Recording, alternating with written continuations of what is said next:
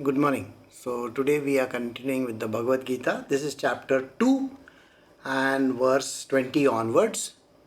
But before we start verse 20, I will give you a small recap of what happened yesterday. That is, during the previous verses, Shri Krishna is explaining to Arjuna that all this world is unreal. Even the bodies which we think are real are no longer real. They basically are kind of sheets, kind of containers which we take up. As we traverse the path of different lifetimes, we take up new bodies and the old bodies die away, and then we take another one, then that dies, and then we take another one, and so on and so forth. So there is nobody who can be killed or somebody can do harm to any other person. So we will go deeper into this subject today because Sri Krishna has to give this understanding to Arjuna. So we will continue from chapter 2. So we are doing Bhagavad Gita chapter 2 verse 20. The soul is never born, nor it ever dies, nor does it become after being born, for it is unborn, eternal, everlasting and primeval. Even though the body is slain, the soul is not. Now, these sentences tell us that we are not actually the body that we think we are. If we consider we are the body, then we will have a name, a family, and so on and so forth. A simple example would be, say, a bottle of water or a bottle of ketchup. Okay, let us take ketchup. Now the ketchup has a name, a brand name on top of it, isn't it? So when we pour the ketchup out, or when we pour a soda out, or when we pour a water out from this bottle, we think, the one who is pouring out thinks that, okay, I am pouring out this brand. So the name of that ketchup is that brand. Similarly, the name of that water is that brand. Now, in India, you get so many expensive brands also, and you get the cheaper ones also. If you go by railway, then you get, the ones which are available in the railway platforms that need something. Okay. If I go by flight, I will get a tiny bottle this much and they will charge me a bomb for it. Or they will give me free water which they will pour, which I shouldn't drink. Or if I go to the neighboring shop, I can get all kinds of bottles of water, like, say, for example, in India we get Kinley and Aquafina, like you get in US as well. And then there are expensive bottles like, I don't they are very fancy names. And they will call it having some kind of, additives in it. The same thing with soda. Now we call it different names, call it as soft drink here. So every soft drink is there. So there is Pepsi, there is Coke, and so on and so forth. And then there is all those high-end drinks, like say for example with more contents of some XYZ things. Like Thumbs Up. Thumbs Up is a very well-known brand in India. So it has a very high content of certain stuff. So it tastes different. Plus there are those, the Gatorades and all those drinks as well. So, depends. But now I want you to think, what is it that we are drinking and what is it that we are having? If I am having a bottle of ketchup, I am having ketchup. I am just eating tomatoes and maybe some other things, additives. If I am drinking water from some brand, actually I am drinking plain water. But I don't consider it as plain. I still remember buying a bottle of Evian or something like that abroad, and it was so expensive. It's a bottle of water. What are we talking about? It's expensive. Yeah, because other bottles are not available, so you have to buy that, and it is expensive. End of the day, it is satiation of my thirst. So, bottle of water. Likewise, we human beings, that is this people who are there sitting in the satsang, all of us consider this bottle, this body, more than we consider what is the thing inside of us. So we are not considering water, whereas that branded bottle is concerned. We are looking at the brand. So let us say if the brand says Evian, okay, or Kinley, you have a name.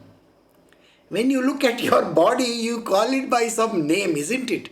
You have a specific name for that. I cannot say you are somebody else. You are so particular about the name. So for you, that branding is very important. I have to be called by that name.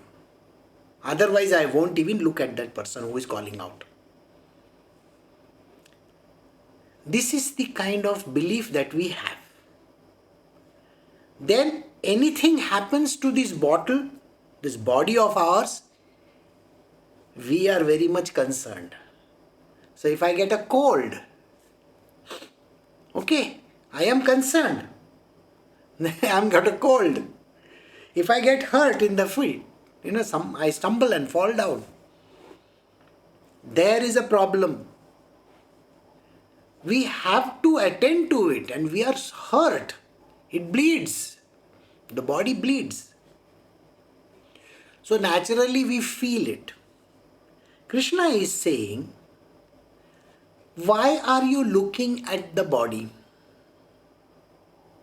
Stop looking at the body and saying that I am going to kill. The I who is going to kill somebody in the battlefield of Kurukshetra. Stop this.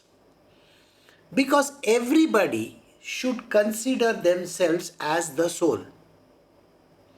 So he says, the soul is never born, nor does it ever die. So the one inside of us is never born. Then who is taking birth is the question you will want to know. Who takes birth? If the soul is not born, then who is born? See, I will introduce a small topic over here. We have 5 sheaths. 5 sheaths. These are coverings of the body. There are 5 coverings of this body. Like a bottle. Now I will show you a bottle. Now this bottle has 2 sheaths inside. That is, there is one layer inside, something in between, and then one layer outside. So if I put cold water in this, it will remain cold. It's like a thermos. So thermos has got 2-3 layers. But I am going to keep water in it. So likewise, this body has 5 sheaths. The outermost, that is the one which I can touch and feel and experience and understand about it, even in my X-ray. If I go for X-ray or if I go for even any other kind of medical stuff that happens, I will understand what is there in that. That is the outermost body. It is basically happening because of food. It is called the food body. I am going to explain in English only, so don't bother your head about the Sanskrit version of it. So it is the food body. It is also known as the gross body. Gross because it is gross. You can actually touch, feel and all that. Just below that, the second layer below that is the breath. I breathe in and breathe out, isn't it? So there is air circulating all over the place. You may think that the air goes through my nose only to my lungs. No. The lungs has a system where the oxygen is taken to all parts of the body, isn't it? So it is going everywhere. So breath. The third one is a very interesting one which we actually are more concerned with. Why? Because it is mind body. Everybody is concerned about the mind body. The mind body is the worst one. Okay? It is the one which can literally make our life miserable, or it can make us very, very happy. Either of these two things can happen. So we have a mind sheath. It's a layer. Then we have the fourth one, intellect. Some people, intellect disappears. And some of them have a lot of it. So there is an intellectual body over there, somewhere, one more layer. And the last one, we'll just call it the happy body. Why is it the happy body? Think about it. It is the body which doesn't allow the water to mix with the thermos. They are the layers of thermos, 1, 2, 3, 4, 5, whatever. And there is water inside that bottle. That water cannot go out because of the innermost layer. It is confining it. The innermost layer of the bottle confines the person, confines the water inside the bottle. I hope you understood these 5 layers. And they come about by means of this human existence. We have human existence, so these layers are there. Every layer has its own functionality. Okay? Do I need to tell you what is the functionality of your breath body? No. Your food body? You don't eat proper food, you know what's going to happen, no? Or if you eat too much of it, what's going to happen? Both these things you know very well. So yes, so these are the ignorant objects of ours. Now in all these 5, did I talk about the soul? No.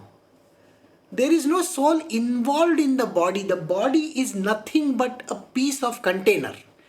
These 5 layers are nothing but that which we are collecting from somewhere. Now, the first body I told you is called the gross body. The second one, third and fourth one. The second, third and fourth. This is called the subtle body. Okay? And then there is a happy fellow somewhere down the line. One who makes us the most ignorant being on earth. Okay? If you look at the name of this body, it is called Anandamay Kosh. Anandamay Kosh. I don't know what Anand you get, but it is called Anandamay Kosh. It's a very strange name for this. Because it confines you to this body. You stay in this place. Like the bottle of water, water, you stay inside this place. That is what happens. It's a very dicey one, but that is what happens. So, the soul is not concerned with it. It just traverses from here to there, to there, to there, to there. Why were we born? Do you remember the third sheath that we spoke of? Which is there in the subtle body? Mind. Very interesting one. The mind is the one which literally gives you bodies after bodies after bodies after bodies. It's the mind which creates these kind of hallucinations in us. It is the repository of everything that we have done till today. If you remember, now you are grown up and suddenly, one fine day, you are talking to someone. You are a man and you are talking about your sister, and suddenly you say, she was so mean to me when I was a kid. Oh, really? You still have memories from the past. 20 years ago, 30 years ago, what has happened, you are still remembering. And that which you remember is going to make you live for the next so many years of your life beyond this body also. Why? Because you're carrying a grudge. You're carrying the remnants from the past. So when you carry all these remnants from the past, they create a pile of karma for everybody. So it is this second body onwards, that is below, which we call as the subtle one, is responsible for a lot of new bodies coming into existence just because we hold on to it.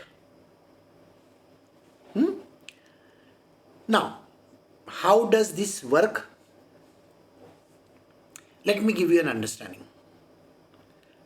In India, we have those bottles of garlic.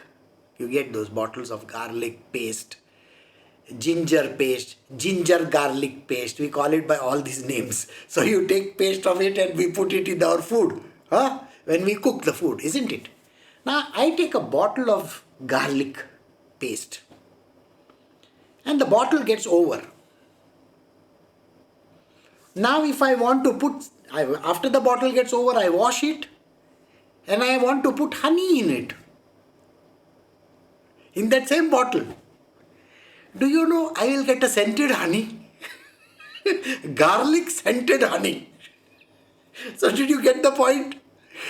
The remnants from that particular garlic is still in that bottle. Or if you have ever tried, a pickle bottle, especially in India, we love pickles, so we buy pickle bottle. And those heavily,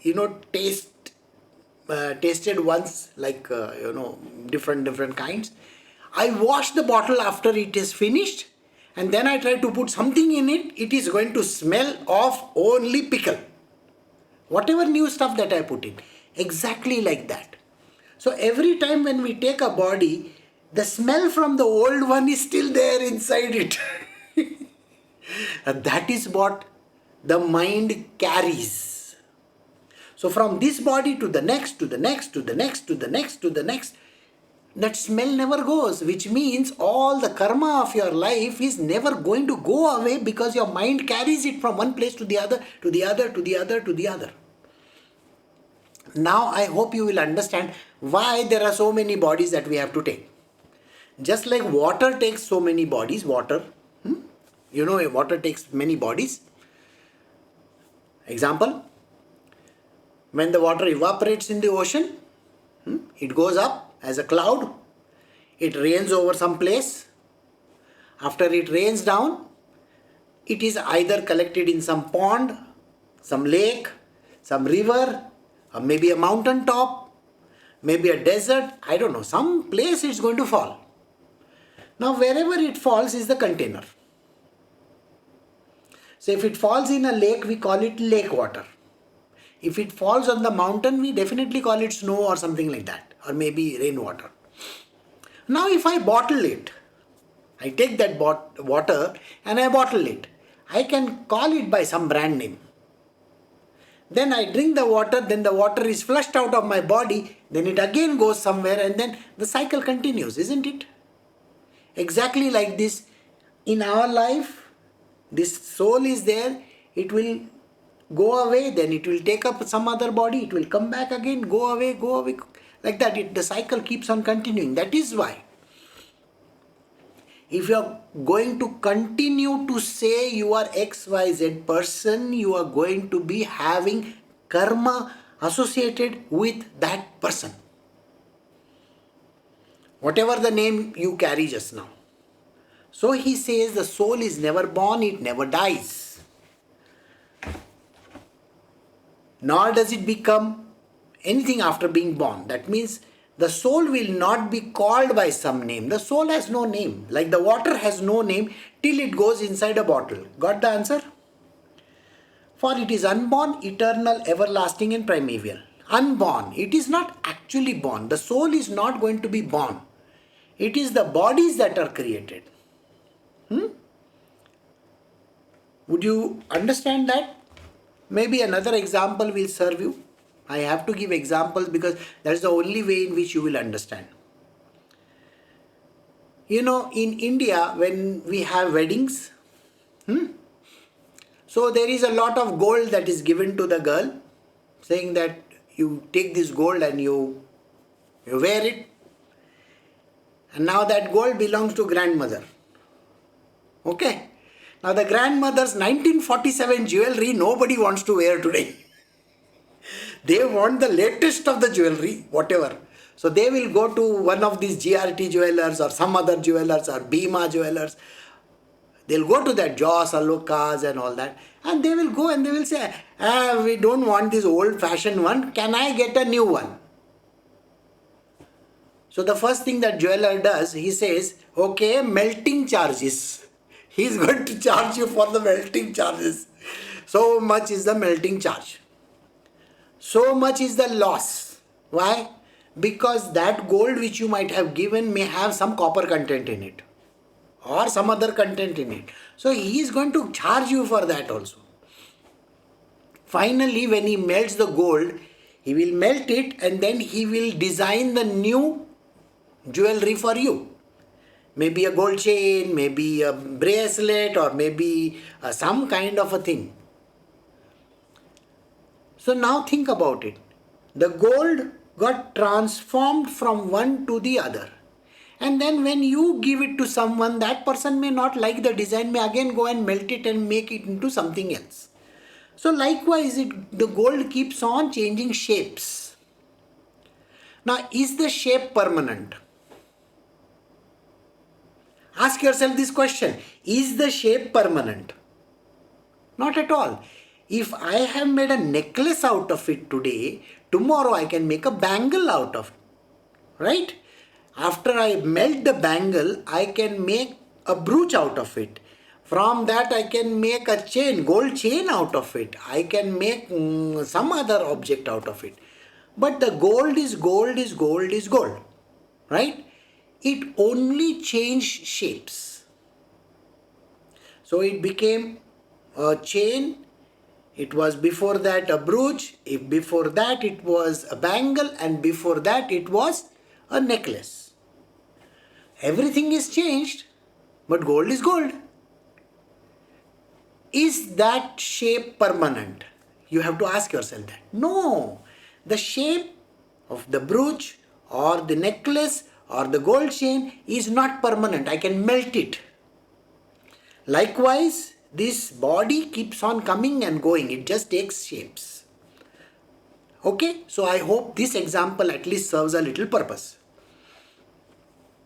So the body is not permanent, but the soul, which is the gold inside, it is permanent. It just keeps on going from one to the other, to the other, to the other, to the other.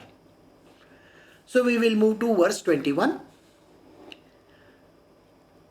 So we are doing Bhagavad Gita chapter 2 verse 21. Arjuna, the man who knows this soul to be imperishable, eternal and free from birth and decay, how and whom will he cause to be killed, and how and whom will he kill?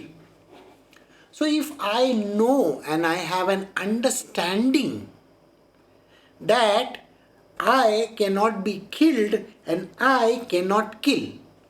Now this is something which, if you are spiritual, you should take it seriously. But if you are not a spiritual person, you will be very much affected by it. Suppose you have thoughts of killing someone, you know how difficult it is, no? You remember that guy, he took out the gun and he started spraying bullets on everybody. You may think, oh, how easy it is for him. No, it's very difficult. He believed that he is killing some people. But this knowledge is only spiritual. It is not material worldly knowledge. Please remember this. In the spiritual world, we know that I cannot kill someone and neither that person can kill me, because I am not the body, I am the soul. This is the main theme. The next verse. So Bhagavad Gita chapter 2 verse 22. As the man shedding worn out garments takes other new ones, likewise the embodied soul, casting off worn out bodies, enters into other that that are new. I just explained this whole thing to you. When I give away this body, when this body dies, I have to take a new one. Like I said, it is not necessary that I am going to have only a human body. I can have any other body. Remember the shape of that gold? It can take any shape. I can have tomorrow a ring also. Who knows?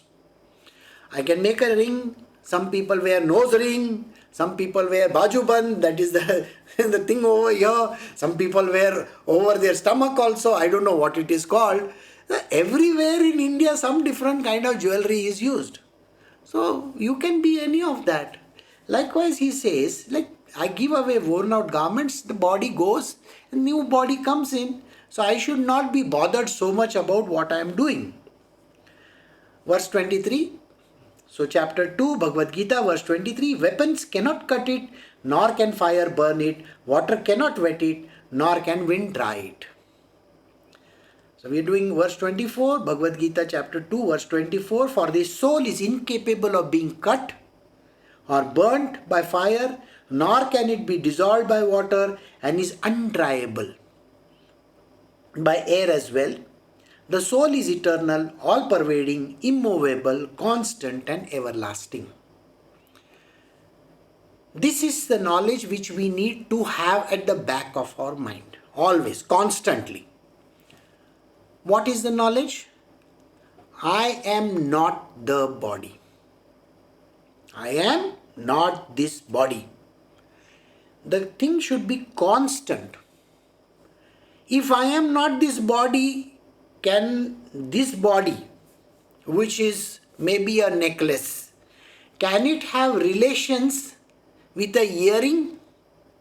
Can it have relationship with a gold chain or a bangle?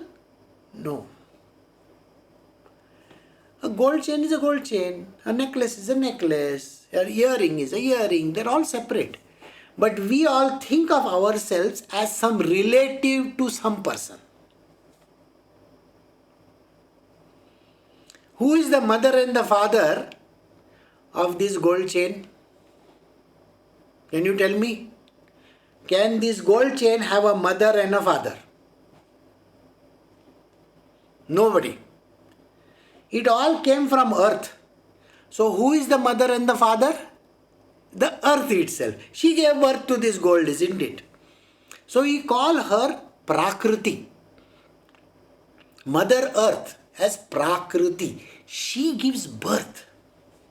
But we think because we are kept in one box with all other gold jewelry, we think I am related to it. When you go to the jeweler, you know what happens? You buy a necklace and then you will want a matching earring, a matching bangle. You know that, isn't it? So this is what happens to you. I want matching, everything matching. If there is a small, maybe a ruby in that necklace of mine, can I have a small ruby in my earring also? Yeah. So we want matching. So matching happens with our family, this family of ours which we have. We believe that is our mother, we believe that is our father, all matched out people. Just because we are in a box, a society, we are in the jewelry box. And because we are in the jewelry box, we believe I am related to X, Y and Z. This is our problem. So Krishna says over here, why are you getting into this problem? You are a soul, nothing can disturb you, nobody can cut you, nobody can disturb you whatsoever. Why are you so much bothered about it? So he says, you are eternal. You have been going on and on and on and on and on and on for eons. You are the most ancient. Ask the person, what is your age? Ask any person what is your age. You know what they are going to say? I am so many years old. But you are telling me the age of the body, not of yourself. Because the body is not going to be, like, it's going to go away one day. So you say, no, in the orbit columns you will find a lot of people, after 80 years of being on this planet Earth, this person died. 80 years. Huh. So some people die at the age of 80, some people die at 90 and 100 also. So we are taking the age when we are born to the time that we die. That is all. So it's connected to the body. So let me try to understand this from my grandmother's jewelry. I converted it into something. So it should have a date of birth and date of death also, isn't it? Because it died and became something else. And that is the reason why we should not bother so much about this life of ours. Again, I was born this time, I am so many years old. By the way, I celebrate many birthdays in a year on the side note, because the body's age is different, the day I was born is different, and there are so many dates that are there connected to this body. So okay, everything is my birthday. I love to celebrate so many birthdays. So many cakes maybe. So this is the funny part, and that is the reason why he says the soul is eternal, all pervading. It is there, all pervading. This word I can't explain just now, but in the future I will give you the understanding of this word, all pervading. All pervading means it can pervade through these walls also. It can go through this computer also. I don't have to be sitting here. I can be next to you, sitting next to you. So it is all pervasive. It is everywhere. It is there in outer space also. But this experience is not there with you just now. As we progress on the path of the Bhagavad Gita, I will give you the understanding. It is constant and everlasting. So today we have covered till verse 24. Tomorrow we will cover verse 25 onwards. Alright, so I'll take your leave. You have a very good evening or a good day. Bye.